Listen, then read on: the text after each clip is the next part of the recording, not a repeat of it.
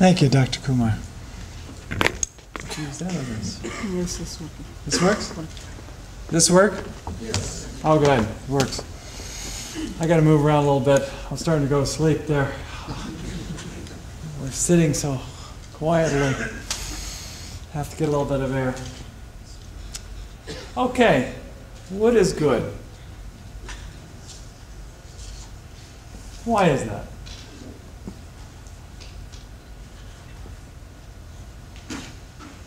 You know, in a sense, we forget sometimes we're basically biological creatures. We came from the forest. It wasn't that long ago. The forest is still important to us. You ever notice when people go in a room, one of the things that they do, they see something that's really beautiful made out of wood, they kind of work their way over and they get closer to it, and what do? They touch it. Ever notice that? Watch that sometimes. Watch people. They don't touch the plastic. Sometimes stone. Sometimes stone, they touch the stone, but with wood, and then the real thing they'll do is they'll test to make sure it's real. They'll knock on it. You ever notice that? It's an inherent behavior we have because we like things of wood and we like to have them in our home because we are taking the forest home. We can't live in the forest anymore, but we want to bring it home because it gives us a sense of security, a sense of attachment. Now, how did I get on this theme of art and joy? It seems like a pretty crazy theme. Well, what I noticed is that the international discussions on forests, well, they go through all kinds of twists and turns. But we have an emerging discussion related to climate change. And we were talking about sources of carbon that are contributing to climate change and sinks, or places where carbon and the natural cycle are stored, which is in forests. And it was interesting in this dialogue at the international level because the forest products people wanted to say, well, interestingly, wood products are a long-lasting form of carbon storage. And that argument was 100% rejected. We will not consider that. At the international level, we will not consider harvested wood products as a carbon sink. It was dramatic, the nature of the reaction. And the real is they do. But why was that?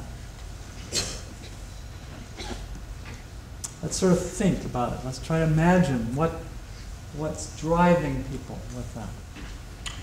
Well, you try to wonder what causes some of these kinds of politics and the reactions. And the tendency in the past has been to create a forest products industry which meets people's material needs. And that industry has gone from being a very small scale artisan approach, which we heard reference to before, to one which was ever larger in scale. A pulp and paper facility now, to build one is on the order of $2 or $3 billion. They're immense in scale. And when you move from small scale to large scale, to feed a process like that, you have to impact thousands of hectares of forest.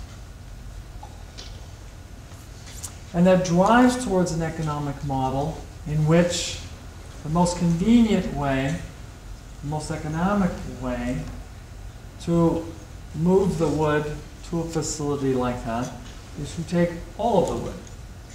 That's the most convenient way. And somehow the people involved in the business of doing this were willing to say, but it's still forest because we're going to plant the trees again. You can't fool people. You can't fool them. You can't call something a forest in which there are no trees taller than a person. So these contradictions in what we say and what we do are quite evident to the people around us and the people we work with.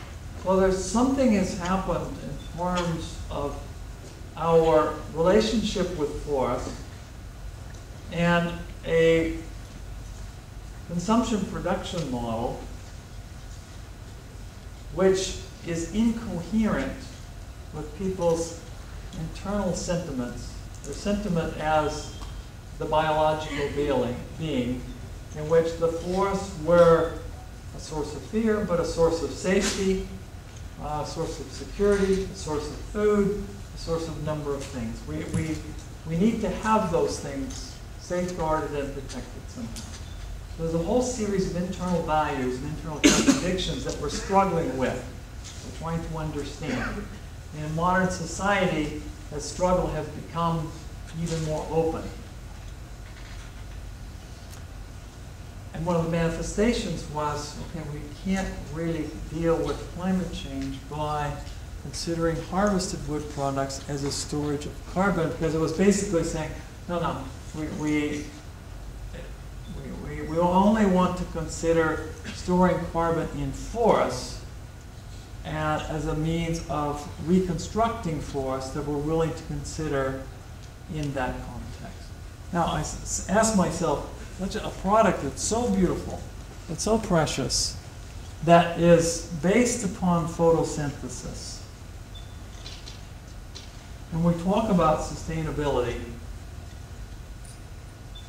and how are you going to feed, clothe, and house 9 billion people? The demographics are in place that they're going to be here. They're not here right now, but they're going to be here very soon. When the political model says basically we're going to take roughly 1/3 of the Earth's surface and forest, and it should only be considered as a carbon storage. I'm going to put it off to the side. That's not going to work. Those 9 billion people will be fed. They will be housed. They will be entertained. They will find energy.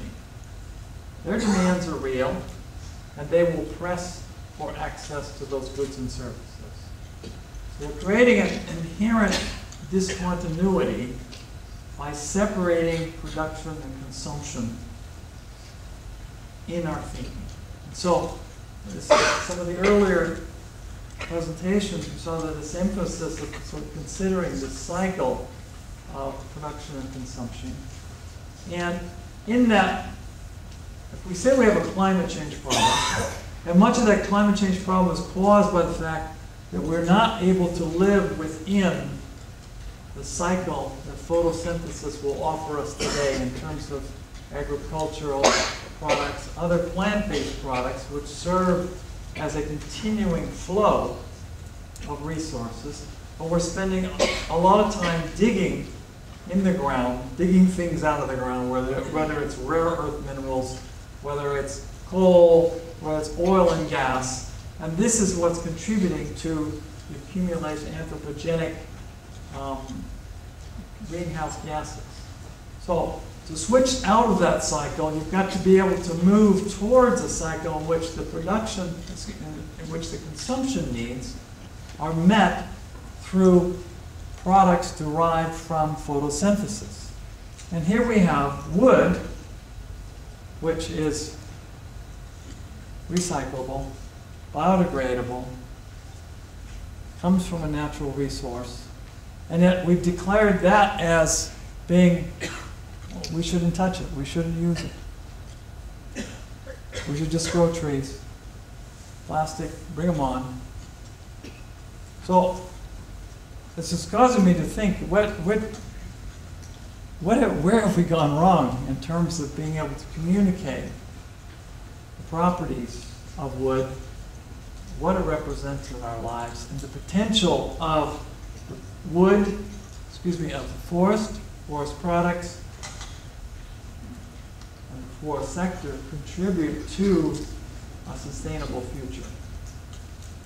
To me, this should be a sector, a product line, which is representing where we want to go for the future. And yet, in most thinking, and most writing, and most descriptions, we're basically waiting for the forest products industry to finally die and go away, so we don't have to look at it anymore. Most countries will not view bioenergy or wood as part of their energy future. It is considered an untenable relic of the past, and we're just hoping that people will gradually move out of that into modern energy and modern fuels. Almost all energy planning has that. We're just trying to sort of wait till people get out of that into something more modern. So how do we find ourselves in this dilemma? And to me, it's because the economic model of trying to move everything to such an exceedingly large scale to reduce costs. What you've got is the forest products industry trying to reduce costs by increasingly going to a larger and larger scale, trying to penetrate and serve a world market to be competitive. And in doing so, the environmental ramifications of trying to work at that scale create such negative consequences that are portrayed throughout to the public that it gives the whole sector a very negative image. It's because our own discontinuity between these values of that forest represents in us as biological beings and our ability to call upon those and respect those. So how to reverse that course, to bring back on track the role that forests, the forest sector, and wood products can play in a sustainable future. What can we still see? We can still see in a whole number of cultures, in India, in Japan, many parts of Africa. We can see, we go to the shrines, go to the temples, we go to people's houses. You can still see a reverence for wood, traditional uses of wood that have extremely high value, and extremely high cultural and social value.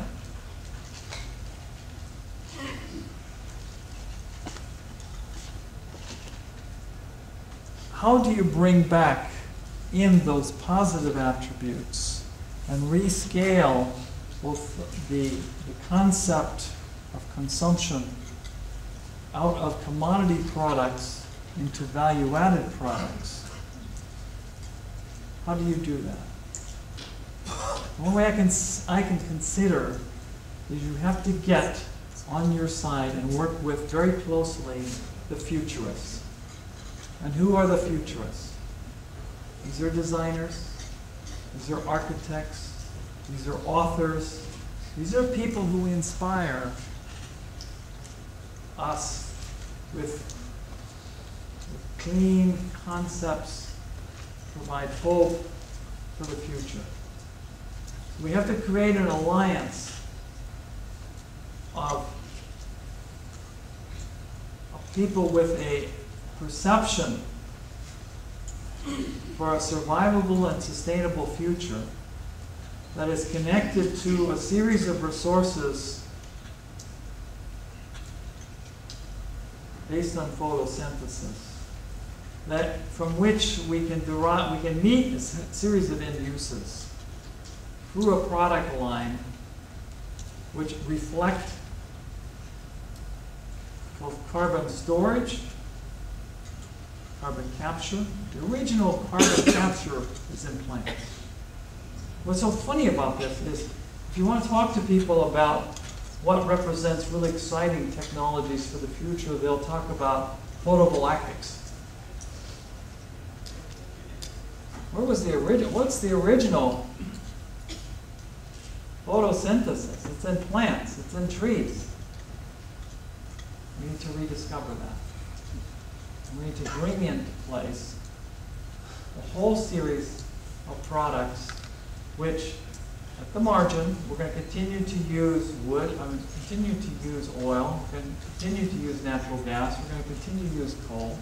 We can't get away from those things. But how to create a whole series of products, product opportunities that can be met by photosynthesis-based plant materials, which will reduce both the ecological impact, the carbon impact, and a number of other impacts on water and other resources that allow us to move towards a more sustainable pathway. At the same time, with those 9 billion people, we have to put lots of people to work. There's a challenge we face in giving them meaningful work, inspirational work, creative work. This is where I come back to the enormous success and the residual success that you will see in a number of countries like India, a number of parts of Africa, some other parts of the world where they still revere craftsmen, craftspeople who have a set of skills, create a work of art, create beauty from wood and other natural products. So the challenge for the whole wood product section, I think it was mentioned earlier this morning, is to be able to move out of commodity production and into value-added processing. But value-added processing, there's a tendency to only think this is more or less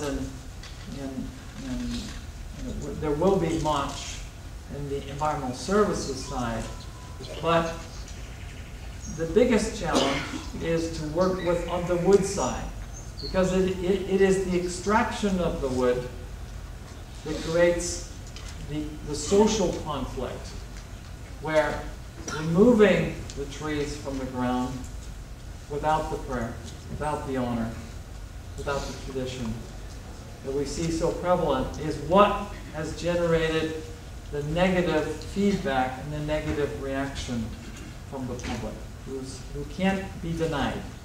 This doesn't feel right. It doesn't look right.